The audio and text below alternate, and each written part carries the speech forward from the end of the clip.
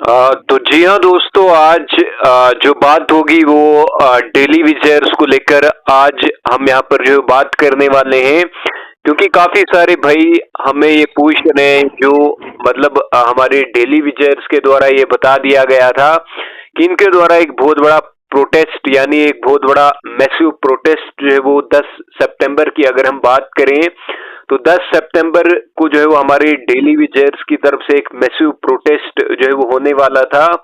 तो अब काफी सारे भाई हमें ये पूछ रहे हैं क्या 10 सितंबर को ये जो है वो मतलब प्रोटेस्ट होने वाला है या नहीं होने वाला है। तो इसी को लेकर आज हम यहाँ पर बात करेंगे। हमारे साथ एक डेली विजर भाई जो है वो जुड़े हुए हैं।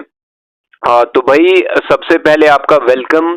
तो आपसे ये जानना चाहूंगा, जिस तरह से अगर हम बात करें 10 सितंबर की, 10 सितंबर को आपने एक मैसिव प्रोटेस्ट रखा था। तो अब एमसीसी यानी मॉडल कोड ऑफ कंडक्ट की अगर हम बात करें तो मॉडल कोड ऑफ कंडक्ट जो है वो जम्मू कश्मीर में लग चुका है। तो अब क्या आपका ये जो प्रोटेस्ट है वो होने वाला है या नहीं होने वाला है?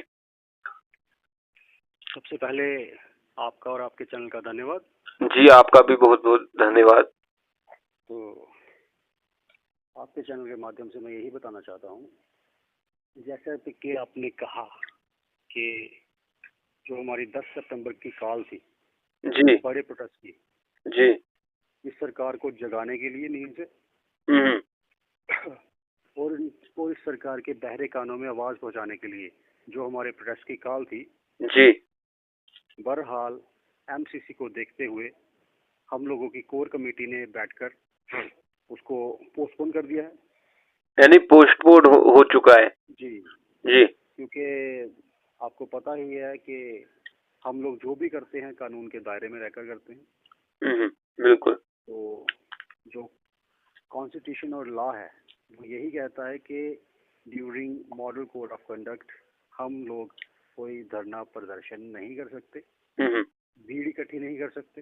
जी तो ये चीज़ें मतलब हमें अपनी जम्मू कश्मीर की जो फोर्स है, पुलिस है, उसको उसका भी सम्मान करना है। तो इन चीज़ों को देखते हुए हम लोगों ने अपने जो धरने की डेट है, जो प्रोटेस्ट की कॉल है, वो हमने 4 अक्टूबर के बाद 14 अक्टूबर को रखी है।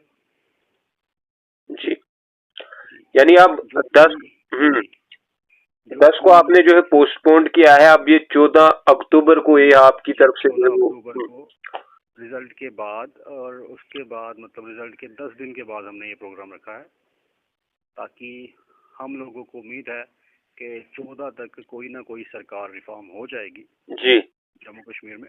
जी तो बाकी जो हमारा प्रोटेस्ट है रूटीन बेसिस पर जी।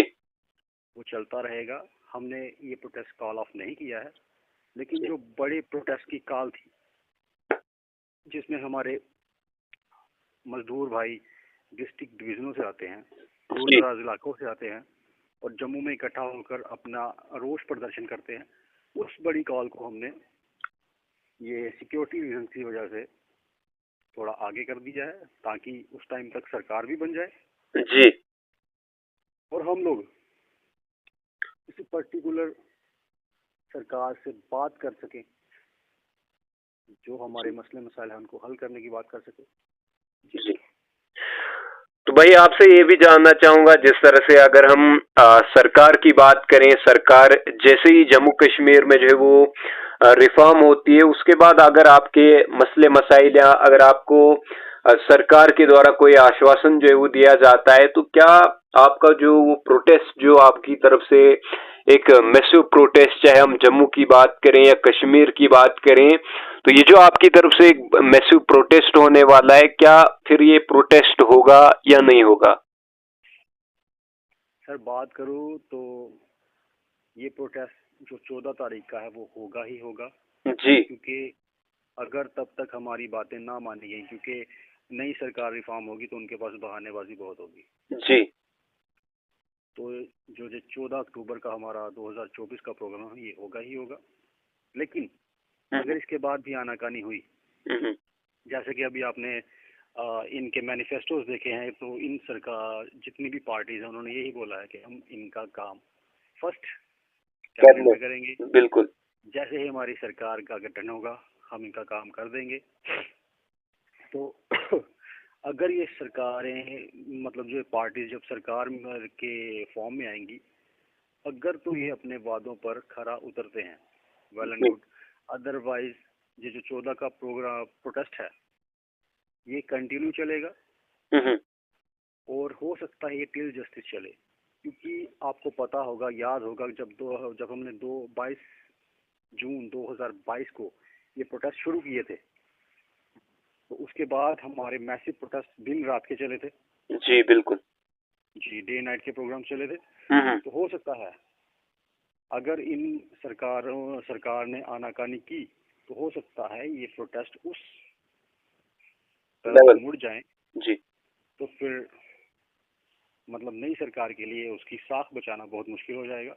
इसलिए हम कहते हैं, इसलिए मैंने आपको पिछले इंटरव्यू में यही कहा था कि पार्टीज वही चीज अपने मैनिफेस्टोस में रखें जिस पर वो खरा उतरने की काबिलियत रखती है। जी। क्योंकि जो ये वायदे करेंगे हम उन वादों को पूरा करवा कर रहेंगे, चाहे वो किसी भी तरह से हो।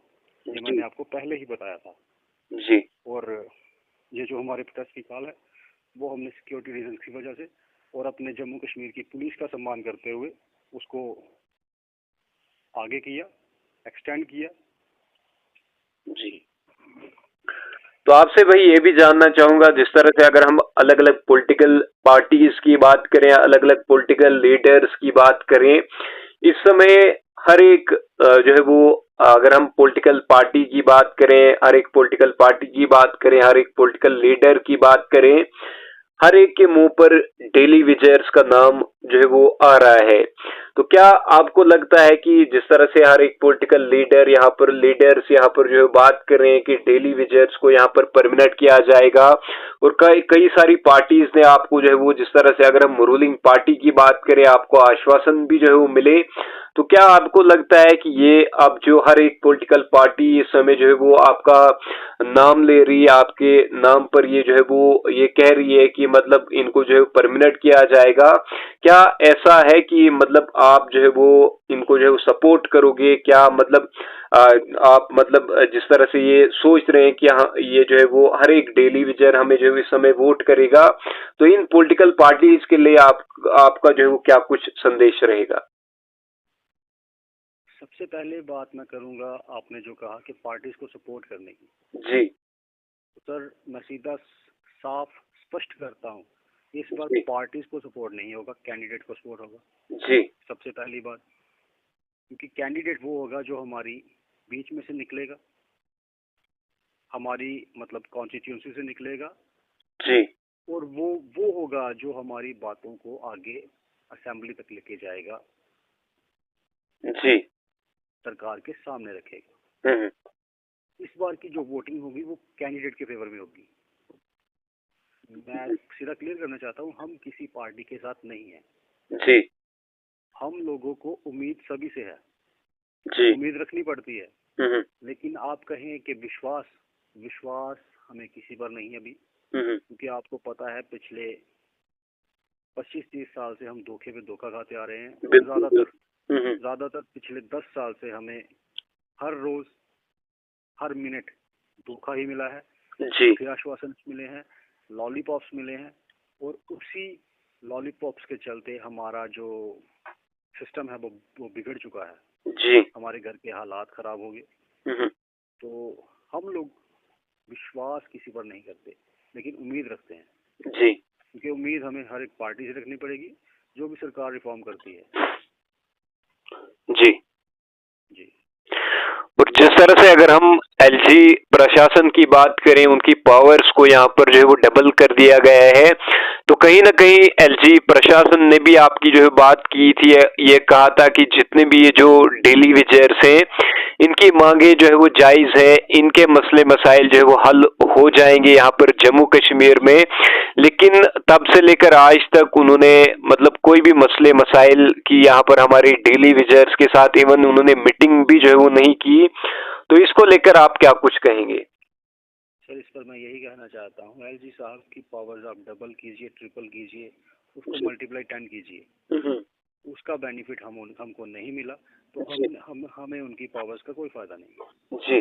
उनकी पावर्स उन्होंने बढ़ाई होंगी अपने बेनिफिट्स के लिए। सेंट्रल गवर्नमेंट ने उनकी पावर्स बढ़ाई होंगी अपने बेनिफिट के लिए, हमारे बेनिफिट के लिए उन्होंने कुछ नहीं किया। जी। तो मैं सीधा कहना चाहता हूँ कि अगर एलजी साहब की पावर्स मल्टीप्लाई 10 भी कर दी जाए, जी। अगर हमें कुछ उसका फायदा नहीं मिला, प्रॉफिट नहीं मिला, तो हमारे लिए वो पावर्स बिल्कुल बेहद हैं। जी। तो रही बात एलजी साहब के वादों की, उनकी एडमिनिस्ट्रेशन के वादों की, तो वो भी रूलिंग पार्टी के वादों की तरह झूठे निकले, क्योंकि मुझे ऐसा लगता है कि एलजी साहब भी उन्हीं की भाषा बोलते हैं। जी। क्योंकि कहीं ना कहीं वो रूलिंग पार्टी से लिंक रखते हैं। जी। तो हमें तो मतलब एलजी साहब की एडमिनिस्ट्रेशन हो या रूलिंग पार्टी हो या जहाँ या कोई और हो, इन्होंने हमें सिर्फ गुमराह किया, सिर्फ हमारे वोट ठगे, लेकिन हमें देने पे नाम पर जीरो रहा। हमारे हालात घर के जो कल थोड़े से बेहतर थे, आज बद से बदतर हो चुके हैं, क्योंकि बच्चे बड़े हो रहे हैं सर, खर्चे बढ़ रहे हैं। जी बिल्कुल। और हमारी जो इनकम है वो वहीं की वहीं है। महंगाई बढ़ी, स्मार्ट मीटर्स आए, टैक्सेस आए, लेकिन हमारी इनकम वहीं की वही, लेकिन खर्चे बढ़ गए। जी। तो मैं यही कहना चाहूँगा आपके चैनल के माध्यम से कि अगर सरकार किसी पर टैक्स लगाती है, उसको स्मार्ट मीटर के नाम पर महंगी बिजली देती है, तो कम से कम जो लोग आपके अंडर काम करते हैं, आपकी सरकार के अंडर, आपके डिपार्टमेंट्स के अंडर, जी, उनका जो लिविंग स्टैंडर्ड है वो कौन बढ़ाएगा, उनकी इनकम कौन बढ़ाएगा? क्या वो प्राइवेट लोग अगर बढ़ाएंगे? अगर वो डिपार्टमेंट का काम करते हैं और डिपार्टमेंट जो है गवर्नमेंट के अंडर है, तो ये किसका काम है? ये गवर्नमेंट का काम है। जी। और पहले सुना ऐसा जाता था कि जब एलजी एडमिनिस्ट्रेशन का राज होता है तो हर एक काम बड़े ही स्मूथ तरीके से होता है और आसानी से हो जाता है, क्योंकि उस टाइम उनको किसी का डर नहीं होता, ना वहाँ पे ऑपोजिशन होती है, ना कोई असेंबली होती है। एलजी साहब वन मैन आर्मी होते हैं और वो कुछ भी कर सकते हैं। जी। तो मुझे बड़े अफसोस के साथ कहना पड़ रहा है कि एलजी साहब ने भी हमारे साथ वादा किया, लेकिन उसको पूरा नहीं किया। गरीब लोगों के हक में उन्होंने कोई भी अपना फैसला नहीं दिया। हालांकि उन्होंने 20 नवंबर 2022 को राजभवन में जुगल किशोर जी, एमपी साहब और रविंदर रैना जी। इन दोनों के सामने ये कमिटमेंट की थी जी। कि आपका नंबर प्रायोरिटी पर है, डीडीसी इलेक्शंस खत्म होने दीजिए, हम आपका काम जल्द से जल्द कर देंगे।